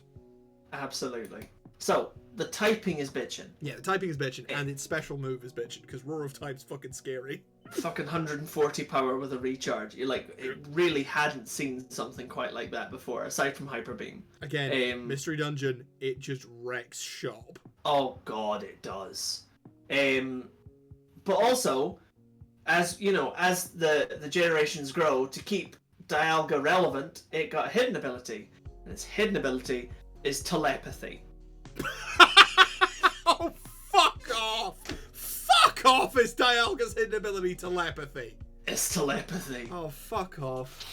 So what telepathy does is that in a double battle, you are immune to all of your allies' moves, which means that you just put Dialga at the front with somebody that knows Earthquake, Yep. and you've won. Yep. You clean the field, because Roar of Time also hits both Pokemon, I think. Yep. So it just you just fuck shit up, really. Bar none. Fuck. It's great. It's absolutely I think wonderful. Dialga might be another S. And it's Yeah. got that 150 base special attack. It's just got the big numbers, It's the big got- damage. It's got the power, it's got the lore, it's got everything. It has 2 weaknesses and immunity, and count them with me: 1, 2, 3, 4, 5, 6, 7, 8, 9 resistances. It's beautiful. Well, let's talk about that dragon, because we cannot mention time without mentioning space. Let's talk about Palkia! Palkia! Is that exactly the right frequency for one of my glasses to go? "Rrr." Again, in Legends Arceus, my boy Palkia, my beloved boy, I love Palkia's design so much, got It's so a big. stupid form, but it's not as stupid as Dialga's. No, it is moderately less stupid. It's a centaur where they cut off his arms. Yeah, it's not good, but it is moderately less I stupid. don't like that they cut off his arms. No, I don't like it either. And they still gave him a helmet thing. It's weird. We don't like it. Like, Palkia is interesting. Palkia's design is really interesting because it's sort of a dragon and an... Oh, Legends Arceus is a really good game. You're going to have a great time. It's like Pokemon Breath of the Wild. It's one of the few games that, like, really makes you sort of realize both the scale and the fear that you should have of Pokemon. Oh god, yeah. Yeah, I was. Legends Arceus is genuinely I some moments to be real fucking afraid. Oh, of yeah, Legends like, Arceus. Yeah, Legends Arceus. Also, I've never been who more afraid knew of a that- giant horse. Yeah, I was gonna say, just in general though, like, who knew that all you needed to make Pokemon really, really great was a dodge roll? Yeah, It makes such a difference. it really does. Anyway, Palkia. It's sort of a Breath of the fusion Wild between is a great. dragon and a knight. And it's got that, again, it has that kind of hulking monstrosity thing. I think its arms are a little stupid. But, Yeah, it's a little right angle-y. yeah. But it's like, just the beast of space. but again, it's going kaiju. It's But, very like- much going kaiju. Yeah, but like in a different way from Groudon. This is more, you know, it's got the wings at the back, it's got the kind of the gems on it, the kind of metal motifs. This is more like, you know, this is more kaiju who's a Power Rangers villain. Yeah. You know, like it's big that way. Again, Which is good. Palkia is another one that actually ate really well when it came to 3D. Yes. Like, Palkia- It looks great. Palkia's standard portrait, which is this, doesn't actually look as good as it does front on in 3D, because then you get the big, because those wings are a lot bigger than you think they are, Yeah. and it becomes looks imposing. Like, this motherfucker. It does. Yeah. Let's see if I can get some pictures. So we're Princess talking. and So Strike, obviously, you know, we love. Yeah, we love the look design. at that. Spoilers, by the way. Spoilers is it looks great. Yeah. Like, Palkia Yeah, like fucking that's hurts, man. that's a scary boy who's gonna Yeah. fucking like crush your soul. Even in War Ass, it looks good. Yeah.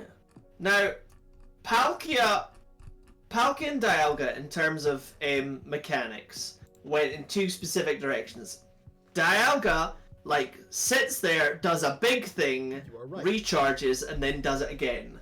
Yeah. Palkia hits you and doesn't stop hitting. There's no recharge, there's just solid damage consistently. Yeah, because Spatial Rend is just bam, bam, bam, bam, bam, bam, bam, bam, bam, bam, bam, bam, bam. Yeah, And also, exactly. So it's a water dragon. it is. And Water Dragon is fucking great typing. Can I ask you something, Chris? Yes. Because we had Kingdra first, Yes. then we had Palkia. Did we not get another water dragon until Tatsugiri? Because I don't think we did. We definitely didn't have any in Gen 3. So I don't think we did either. Because Milotic strict water. Because we've got Kingdra in Gen 2. Yeah. Palkia in Gen 4. Yeah, no, we didn't. Because again, think we had really scarce dragon 6. types. 6 had like no dragon types. Yeah. 6 was weird. But to be fair, They did other stuff, it was fine. 7 we didn't either. We got a water fairy type. We got a very fun water fairy type. Sorry, I'm right. You've run ahead of me here. Gen 7 got fighting dragons. We got Como. Yeah, we got Como. Yeah. Gen 6, our dragon of choice was Gudra. Yes, which should have been part water. Yes, but wasn't. Yeah. Should have been part water or part poison. I would like to be part grass. Oh, fuck off. There are only 4 water dragons. Kingdra, Palkia, Dracovish. No, Tatsugiri's water and dragon. Yeah, Tatsugiri. Dracovish was the next Fuck one. off with Dracovish. Fuck Dracovish. Fuck those stupid amalgam fossils. They were the only fossils that aren't cool. Yeah, they're awful. Yeah. And Walking Way. Oh yeah, Walking Way. To fuck off. Yeah, it's just a little bit. It's fine. It's fine. It's fine. I like the design. I kind of like the lore. I don't like how they distributed it. No, that was I mean, it was fine for being gender exclusive. Version exclusive. I'm sorry. I'm so sorry. I'm so fair, sorry. it did actually answer the question of what the fuck are the legendary beasts, because they're apparently a velociraptor, a giraffe, and a freak of nature. Yeah. Because what the fuck is Galaxy supposed to be? Triceratops. A sad Triceratops. Anyway, we're talking about Palkia. Palkia. I like Palkia.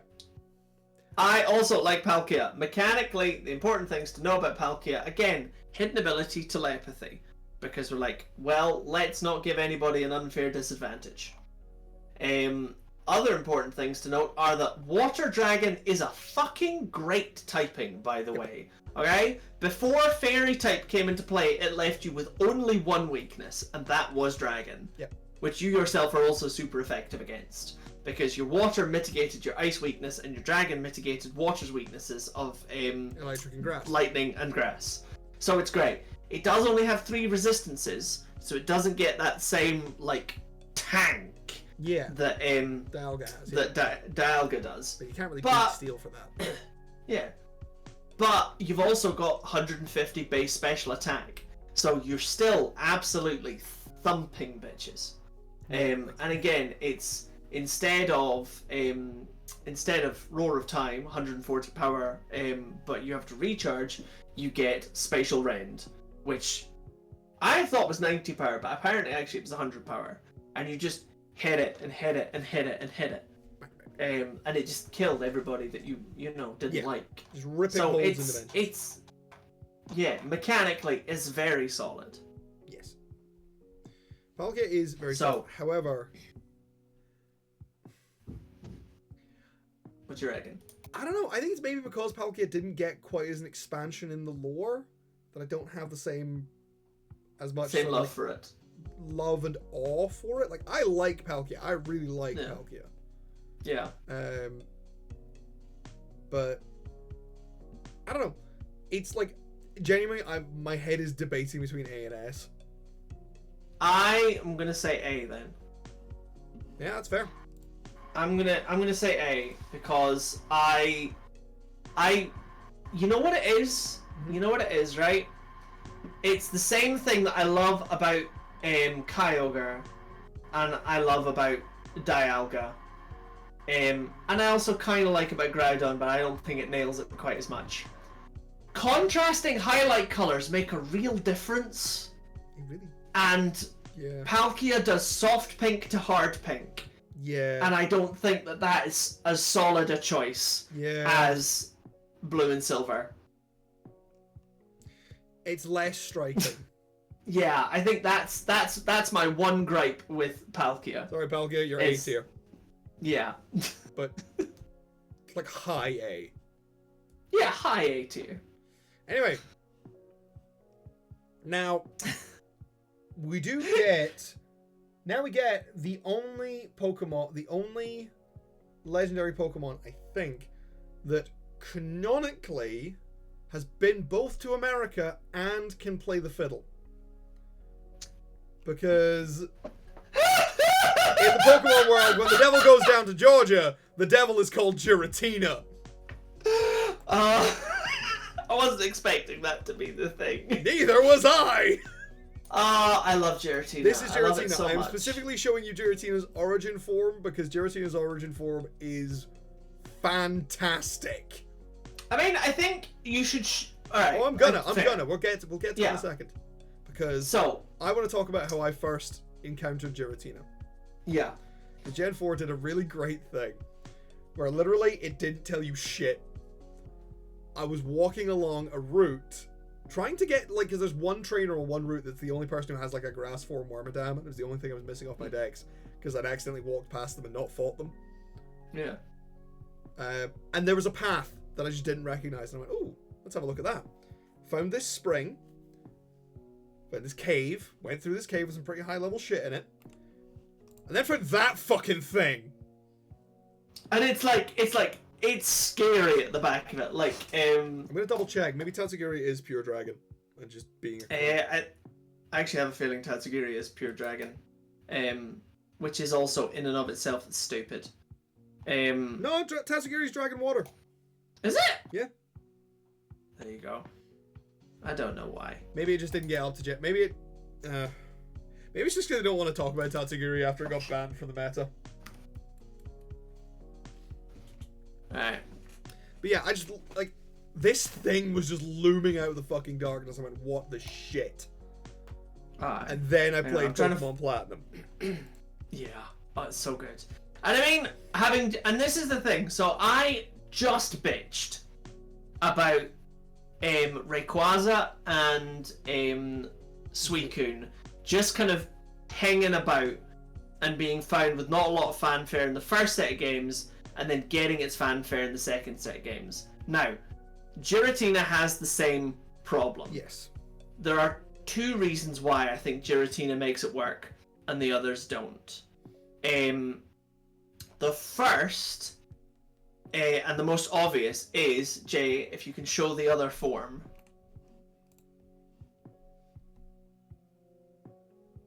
Because this, Giratina's altered form, is the one that you see first.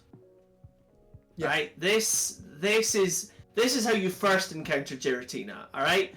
And it's big and it's scary, and you don't know what it is, and there's absolutely no information. You catch it, it's a fucking ghost dragon, and it's cool as fuck. Yeah. Alright? And you're like, this is great. You know, and it's the same when you first encounter, you know, Rayquaza, and you're like, yeah. I don't know what the fuck this is, but it's super cool, and I'm glad I found it. You climb this tower, and you look here's at what I was looking for. This is the picture I was trying to send you, Jay, to show everybody. This is what it feels like when you first meet Giratina. You know, which is the other reason. Atmosphere. Like, the atmosphere when you first meet Giratina in Diamond and Pearl is pristine compared to the atmosphere when you first meet Rayquaza. Yeah. Like, you know, you just wander into it and you see this terrifying thing, and it's great. It really, it was less of a, oh wow, it was more of a, what the fuck is that? Yeah, it was great. So, you get this atmosphere and you see it like this, and then for Platinum, you get the big lore, but that lore, why the fandom doesn't count Tatsugiri. So, you get the big lore in Platinum with Giratina that comes with a whole map, a whole world, and the different form. Because you encounter Giratina in Platinum, you meet it in its origin form. So it not only have you got this, you know, have you got this creature that you you know, that has now gained lore from the previous game, it also has a completely different form in the new game with different abilities. And I think that makes that level of buy-in is what elevates it above Suicune and Rayquaza, plus also the design is absolutely brilliant, plus also it's technically the devil. Yeah, there is another point on that, actually. Because... Go on. It's also the way it's introduced. Like, Suicune gets introduced and it's like, chase me, chase me. Rayquaza, the way Rayquaza is introduced is you see Kyogre and Groudon fucking up the world, and Wallace just turns to you and be like, you must find Rayquaza! 'Tis our only hope. Help me, Obi-Wan Kenobi. Giratina shows up when you lose. Yeah. Because you don't actually stop Cyrus in Gen 4. You do not stop the bad guy. He gets Dialga and Palkia together and is like, I'm going to blow up the fucking world, and you are too late. And then a hole into hell opens up. Quite literally, the gates of hell break open.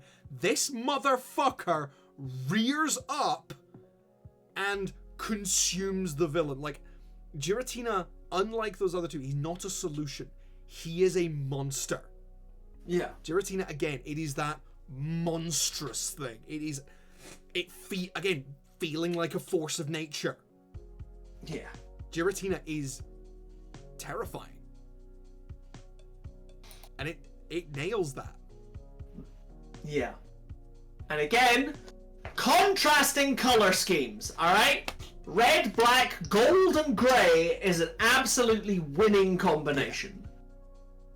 Alright? That's like, you know, red and black is a classic, but you add gold and grey for highlight and contrast, and that's a color palette you've nailed. And also, it's bigger. It is also pretty big. It's fucking huge. Because you were complaining about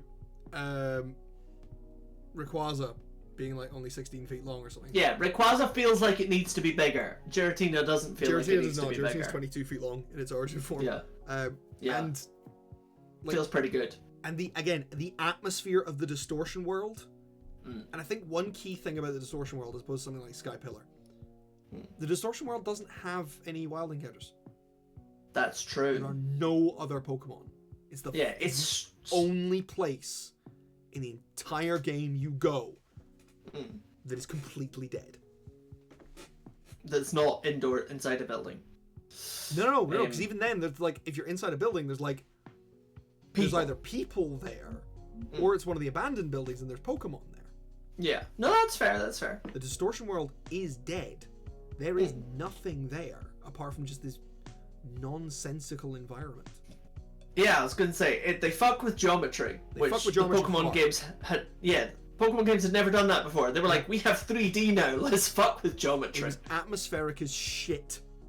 It was so good. I think it's a degree of reverence is the difference here. Yeah. Rayquaza is brought in as a solution. It feels tacked on. Giratina is brought in as a threat. It is, and it's given that space. It's given the space that Rayquaza and Suicune aren't. Yeah. Which is also, it pisses me off that it was also the last third game legendary. Because they went, fuck it, we peaked. We fixed the problem and we peaked. We're not doing it again. We're not doing it again. Yeah. But also, when they peaked with a ghost dragon type. And I'm sorry, that is the two edgiest types together, and you made Satan.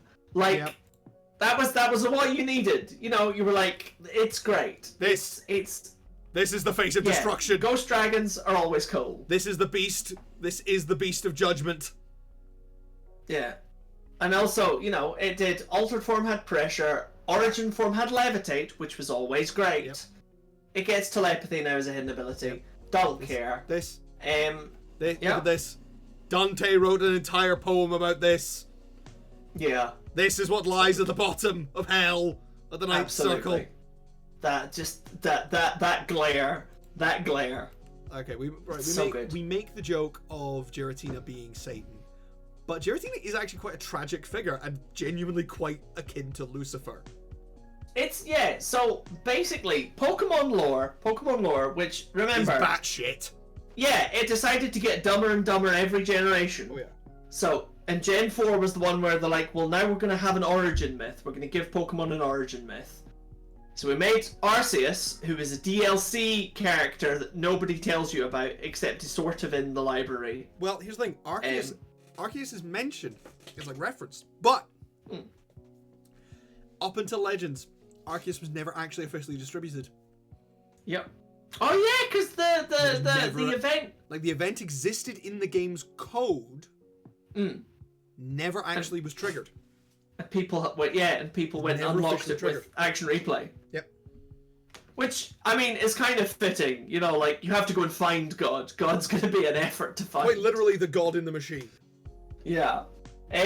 But, yeah, so for instance, Black and White 2, it was banished for its violence. It silently gazed upon the old world from the distortion world. It is like, there's a lot of biblical, you know, Pokemon's done lots of different creation myths and borrowed from lots of mythologies. Yeah. For this one, they decided to pick Christianity, and you know, they also kind of nailed it, which is a shame. But you know, like it's they did it better than the Christians. They did do it a bit better. Nailed it like the fucking Romans.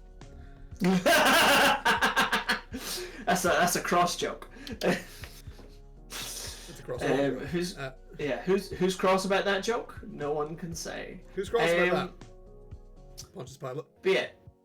So Giratina, talking about mechanics. So we've talked about abilities. We've talked about typing. Typing is great because it's got 2 immunities, 5 resistances, but it does also have 5 weaknesses. Yeah. So it's cool, but it's not brilliant. The typing doesn't really do much for itself defensively. It doesn't really eliminate the problems. Yeah. But it's cool, so you know, you accept it. But what it does do, what it does do to compensate though, so where the other 2 are all special attack, Giratina's 150 base stat is in health.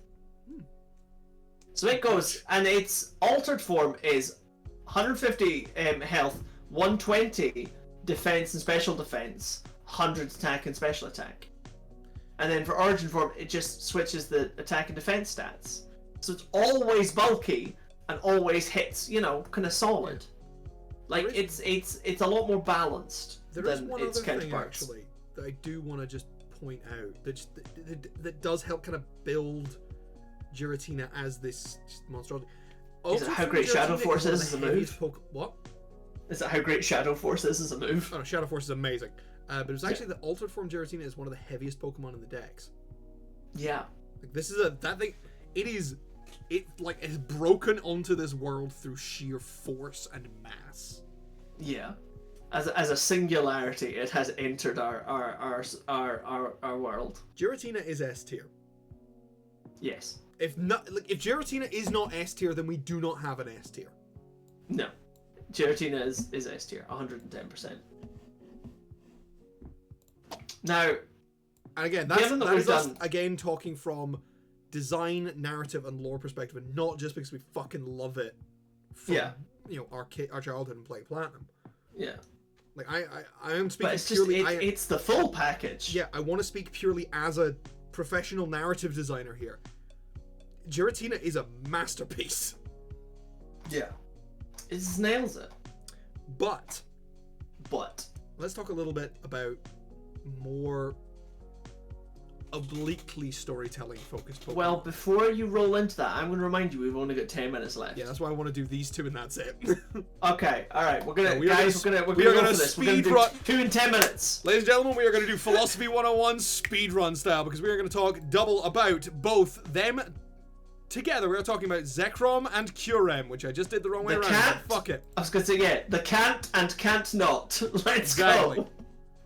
That was a philosophy joke. A bad one. But it is time for the white boy and his one black friend. I shouldn't be allowed to say these things, Chris. Why don't you stop me? Because I don't. Now, the Reshiram, the white Pokemon, Reshiram and Zekrom. The pure black Pokemon. They are Taoist representations. Yes, they are the yin and the yang. Which you can see. That is... Look at the eyes. And look at the big colours. Exactly. And that's very much where the whole thing is borrowed from. Now, my issues with them is that they are tiny body, big tail. They're basically like, I don't remember what film it was when I was a kid, but there was something, and the queen bee had like a tiny body and a huge butt. And that is both of these people, and I'm not a fan. Right. I have other problems with their design, which is mostly to do with Reshiram's hand and little dick spike, and I forgot about the I dick fucking spike. hate that so much. And also, I think Zekrom's kind of double claw things are a bit stupid, and its wings seem a little pathetic. They are slightly pathetic wings, yes. However, one thing I will say that I do love, just color theory wise, is when the electricity charges in Zekrom's butt, it's like bright blue and Reshiram's becomes bright red. Again, sort of like inverting their eyes, and again doing that duality thing. Like the two of them fit together so perfectly, especially because thematically speaking, they are two halves of the same Pokemon. Exactly, and that is cool as fuck. Yeah, the original dragon, which doesn't ever get a name. No, it doesn't. It doesn't get a name. It's just referred to as the original dragon. Yeah. Also, apparently, it's the Tau trio, and I'm really not sure where Kyurem fits in that. Oh, because Kyurem is the concept of emptiness. Oh, that makes the design a lot messier. To be fair, though. Just in terms of the Taoist, perfect circle. Think of the yin and yang symbols, right? Yeah. Zekrom and Reshiram chase each other like it. Kyurem is the circle around them. Oh, okay. I'll take that. Just think about it like this. Kyurem it's the only Lao Tzu quote I know, which is, "A bowl is most useful when it is empty." Interesting. Kyurem is the bowl. Fair. Right. These two are the rice are the meat and rice. Yeah. Reshiram is truth and Zekrom is ideals. Yeah. Now, which is a little weird. It is. His truth is fairly easily held. Which ideals? It is strange, and in fairness, that particular bit of the legend, as it were, is a bit messy, because they do the same thing that Sword and Shield do, where you have a legend about two princes, one who strove for one thing and the other who strove for the other. But because they both strove for different things, they came into clashing, even though there was no real reason to do so, and it was bad, and there may have been a war, and people may have died. Yeah. And that's messy. But, like, it's okay. Yeah. And the design is fun, as you said, with all the different colours matching each other but opposites, is great. However, I think Zekrom and Reshiram's biggest weakness is that they are the least cool part of a much cooler story. That's the thing. Reshiram and Zekrom, that colour match thing, that's kind of the only real cool thing about their designs. That's kind of it. Yeah. We've talked about... I have issues with big butts. Jay has issues with dick spikes. I don't like dick spikes. It's like the real legend in Black and White is N. Yeah, it's not about these two. These two are symbols of concepts. Yeah, they are plot devices. And I feel that actually becomes weaker than the forces of nature we've seen before. I can understand why they decided to break with forces of nature and go to more like conceptual character stuff. Yeah, they had already done God. Yeah, they needed to go elsewhere. Always happens like this. Like Black and White, but and particularly Black and White 2. Like Black and White suffer a little bit because they were kind of trying to soft reboot things. Black and White 2 are really, really fucking good. Yes. Honestly, some of the most solid Pokemon games in the whole canon. Black and White 2. The story in all four games is rock solid. Yes. Like, play both. Yeah. It's great. Now, Reshiram and Zekrom also don't really have a lot that... I don't believe they have a lot mechanically that sets them apart from anything. So, they have their abilities, which are unique to them, which is Turbo Blaze and Terravolt. But what the fuck do those actually do? Nobody's really sure. Exactly. I mean, Yeah, according to, Bulbapedia, when a Pokemon with Terra Bolt uses a move, the effects of all Pokemon's ignorable abilities are ignored. So it bypasses abilities. It's Mold Breaker. Which is not... It's Mold Breaker in a fancy hat. Yeah, it's not that great. So, and yeah, exactly. Like, you feel like it should at least make things stronger. But it doesn't. It's Mold Breaker. It's it's Mold Breaker in a fancy hat. Pretty sure Turbo Blaze is the same thing. It is. Yeah. And again, like... Thematically, that's okay, because they are, like, two sides of the same coin, but they could have done something more interesting than that. They could have done. That feels like a cop-out. Yeah, and also, like, in terms of... I mean, their moves were okay. Like, Fusion Bolt and Fusion Flare are... Like, they're not special because they're just 100 power, 100 accuracy, flat damage, nothing else interesting. They are and moves that's fine. They are moves that become most interesting when they are used together, which, again, I like theme-wise. Yes. I really like lots of... Yeah, like, together, as long as you've got the two of them together, it's cool. Which kind of brings me to my point as we're approaching 10 o'clock. Yeah. I want to put them both in C tier. Same. I want to put them both in C tier because their designs only, like, they have to be on the same tier because these two are inseparable. They are completely inseparable. Yeah. They are... Also, I forget that they both got a second move. Yeah, they do, because they learn it at, like, level 100. You never get there. Yeah. Blue Flare and Bolt Strike. Yeah. Completely forgotten existed. Yeah. I've never seen either of those ever used. Neither. Reshiram and Zekrom are two halves of the same Pokemon. Therefore, they belong together. However, their designs suffer individually and kind of together. Like, we've seen a lot of two-sidism in a number of our Pokemon, between Dialga and Palkia, between Groudon and Kyogre. We have seen a lot of shit. These two are the weakest. This is the weakest pair. And again, I feel like that isn't entirely their fault. It's not entirely their fault. Like, it's very much pushed for narrative reasons, and I do love that as a narrative designer, but they are also the weakest part of their own story. Yeah. Which does undermine that completely. It does, but also it's because the whole point of it is that it's a very human story. It's about the people, it's not about the legends. And child abuse. And child abuse. And lots of child abuse. So much child abuse. Like, the real strength that Black and White have as games is how human the heart is in them, but also how human the monster is in them. Yeah. Like, for both of them, both the hero and the villain of, like, everything is the humanity in us, and the different sides of it. And it plays that brilliantly. And these two are representative of that. But because the humanity has to be more important than the Pokemon that represent the humanity, the Pokemon can suck.